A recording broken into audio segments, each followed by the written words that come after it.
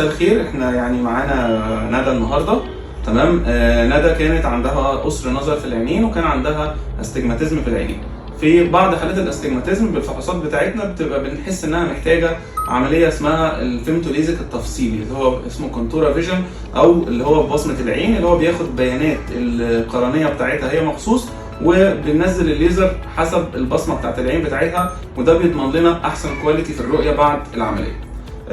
ندى كانت من الناس طبعا اللي متوتره جدا ومتخوفه جدا زي يعني بنات كتير.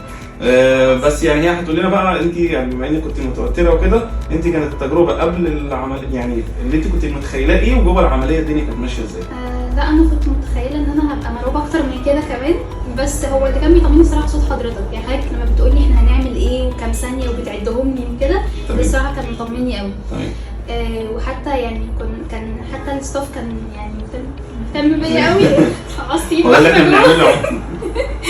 بس لا كنت يعني الحمد لله ده كان اهون بكتير.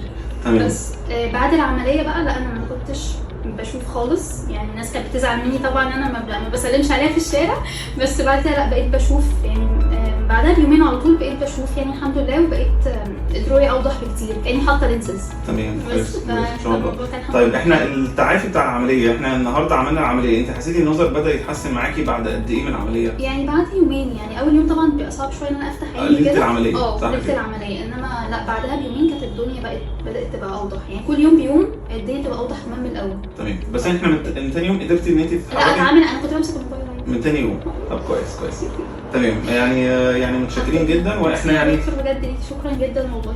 ربنا يخليك. انا اتمنى ان التجربه ما كانتش صعبه. لا خالص بجد خالص، وبجد حضرتك كنت بتطمني دايما طول العمليه، وانا كنت لما بسمع صوتك برتاح يعني بطمن. طب الحمد لله. والقعدت بسلامه. الحمد لله يا رب. الحمد لله.